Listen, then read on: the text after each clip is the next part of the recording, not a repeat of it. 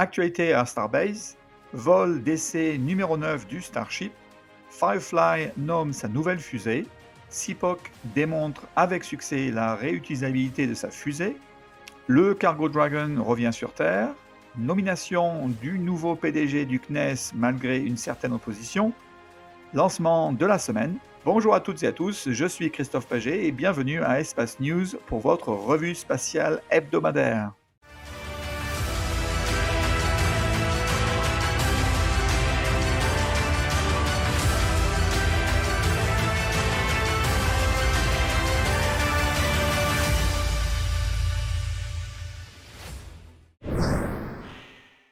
À Starbase, SpaceX se préparait pour le 9e vol d'essai avec le booster numéro 14 et le Starship numéro 35. Sur le site de production, le Starship recevait l'installation de ses 8 simulateurs de satellites Starlink à l'intérieur de sa soute de charge utile. À proximité, la démolition de la High Bay est enfin terminée et le booster numéro 14 a de nouveau été transporté vers le site de lancement et monté sur son pas de lancement numéro 1. Le Starship numéro 35 a suivi et a été transporté vers le site de lancement et a été empilé sur le booster numéro 14, prêt pour le vol d'essai numéro 9 qui a eu lieu un jour plus tard. En continuant avec le site de production, le Starship numéro 37 a quitté la Mega Bay pour le site de Massey afin d'y subir des tests cryogéniques. Le 6 mars 2025, le 8e vol d'essai de Starship, la fusée la plus grande, la plus puissante au monde, a été lancé avec succès depuis Starbase au Texas, avec les 33 moteurs Raptor du premier étage Super Heavy fonctionnant pendant l'ascension.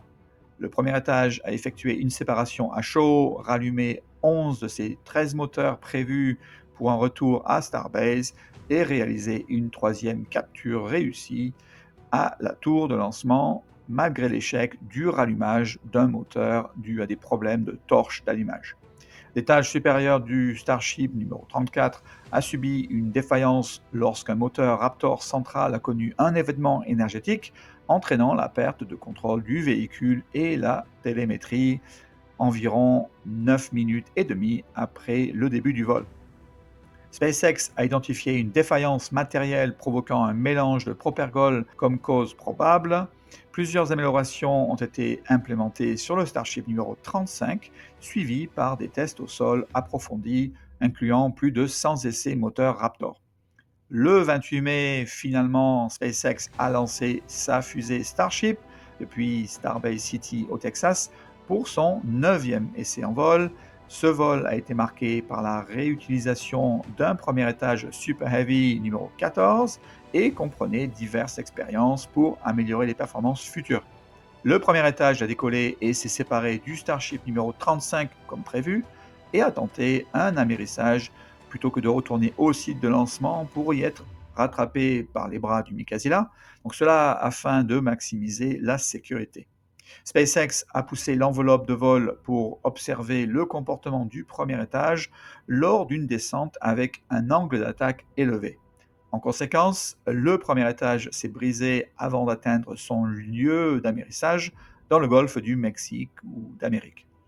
Après la séparation des étages, le Starship numéro 35 n'a pas réussi à déployer ses 8 simulateurs Starlink car la porte de charge utile était restée bloquée et a commencé à perdre le contrôle d'attitude.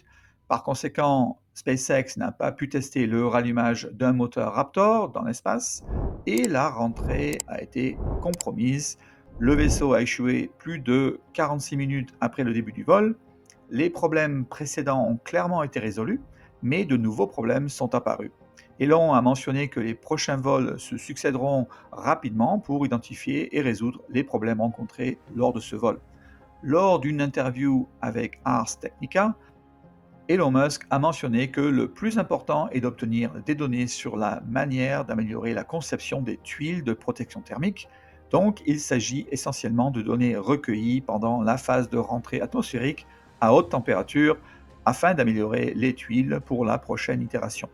Nous avons donc une douzaine d'expériences, voire plus, sur les tuiles. Nous essayons différents revêtements sur les tuiles. Nous testons différentes techniques de fabrication, différentes techniques de fixation. Nous faisons varier le matériau de remplissage des espaces entre les tuiles. Et aussi, nous voulons nous assurer que nous avons résolu les problèmes qui ont causé les explosions lors des 2 derniers vols dans le compartiment moteur du Starship. Enfin, Elon a ensuite ajouté, après le vol d'essai numéro 9, qu'il était satisfait du comportement des tuiles et que les problèmes ayant causé l'explosion lors des 2 vols précédents étaient résolus. Firefly travaille avec Northrop Grumman pour remplacer sa fusée Antares, un véhicule de lancement de charge utile moyenne, afin de permettre à Northrop Grumman de continuer à lancer le vaisseau de ravitaillement Cygnus vers la SSI, sous contrat avec la NASA. J'ai couvert ce sujet dans plusieurs épisodes précédents. Cette fusée est capable de lancer 16,3 tonnes en orbite terrestre basse, ce qui est comparable à une Falcon 9 réutilisable. Ce qui est nouveau cette semaine, c'est seulement le nom. La fusée s'appelle désormais Eclipse et son vol est toujours prévu pour la seconde moitié de 2026.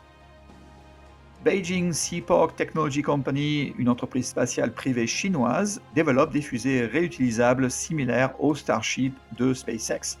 Utilisant donc du propergol, oxygène et méthane liquide, cette fusée se caractérise par une structure en acier inoxydable et 4 ailerons de taille de 27 mètres de haut et 4,2 mètres de diamètre pour une masse au décollage de 57 tonnes. Le 29 mai, Seaport a annoncé avoir achevé avec succès un premier vol et essai de récupération en mer d'une version plus courte. Ce test a atteint une altitude d'environ 2,5 km et s'est soldé par un amérissage en douceur et une récupération en mer. L'essai a duré 125 secondes.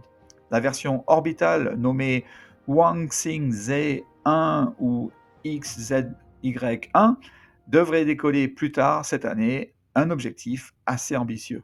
La mission de ravitaillement Dragon redescend sur Terre avec des expériences, équipements et des résultats de tests après être resté à la SSI pendant seulement un mois. Le 23 mai, François Jacques, ancien directeur du CEA, a été confirmé comme nouveau président-directeur général du CNES, l'Agence spatiale française. Il remplace Philippe Baptiste, qui avait démissionné en janvier 2025 pour prendre le poste de ministre de l'enseignement supérieur et de la recherche au sein du gouvernement français. Jacques exercera ses fonctions jusqu'en 2026, soit jusqu'à la fin du mandat précédent, mais espère être reconduit pour un mandat complet de 4 ans.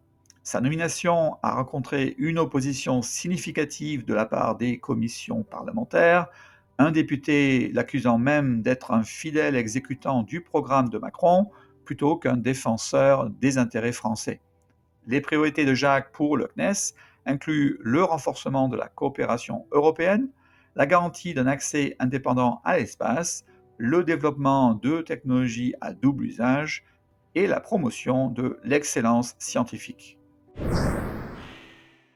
Le 23 mai, les forces spatiales russes ont lancé une fusée Soyouz 2.1A avec un étage supérieur Frégate M pour sa mission Cosmos 2588, un satellite classifié qui se trouve être sur la même orbite que le satellite de reconnaissance optique militaire américain USA 338.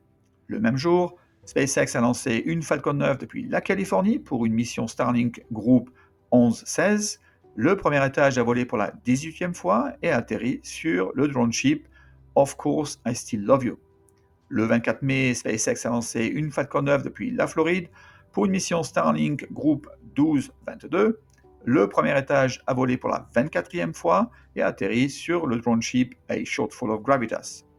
Le 27 mai, SpaceX a lancé une Falcon 9 depuis la Californie pour une mission Starlink, encore une fois, Groupe 17-1. Le premier étage a volé pour la 13e fois et a atterri sur le drone ship Of Course I Still Love You. Le 28 mai, SpaceX a lancé sa fusée Starship depuis Starbase City au Texas pour son 9e vol d'essai. Le booster numéro 14 a volé pour la 2e fois et n'a pas survécu à la torture infligée par SpaceX pour tester l'enveloppe matérielle.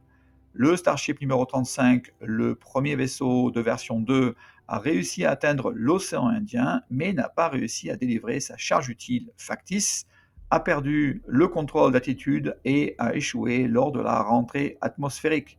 Des progrès ont cependant été réalisés par rapport aux 2 vols précédents du Starship. Le même jour, SpaceX a lancé une Falcon 9 depuis la Floride pour une mission Starlink Groupe 1032. Le premier étage a volé pour la 19e fois et a atterri sur le drone ship Just Read the Instructions. Plus tard, ce jour-là, CSC a lancé une longue marche 3BE depuis la Chine pour sa mission Tianwen-2, une mission d'exploration interplanétaire visant à collecter des échantillons de l'astéroïde 469219 Kamoeolawa, wow, et à étudier la comète 311P Pan-STARRS dans la ceinture principale d'astéroïdes. Le 29 mai, CASC a lancé depuis la Chine une longue marche 4B pour sa mission Xijiang 26, un satellite d'observation de la Terre. En résumé, du 1er janvier au 29 mai 2025, 115 fusées ont été lancées avec succès. Sur ce total, 73 provenaient d'une entreprise ou institution américaine, 32 de Chine et une de Russie. Je vous quitte cette semaine avec un montage vidéo du rover Curiosity de la NASA, offrant une vue depuis le flanc du mont Sharp, avec en arrière-plan le bord du cratère Gale. Curiosity a parcouru la surface de Mars pendant plus de 4500 jours martiens, appelés sols, soit plus de 12 ans et 9 mois terrestres. Pour vous donner une idée, le mont Sharp, où se trouve actuellement le rover, mesure environ 5 km de haut. Le rover a traversé de nombreux terrains et parcouru 35 km à ce jour. Saluons une telle prouesse technologique sur une planète située à 225 millions de kilomètres de nous. Merci d'avoir regardé votre chaîne Espace News. À bientôt pour un nouvel épisode de votre Actualité spatiale.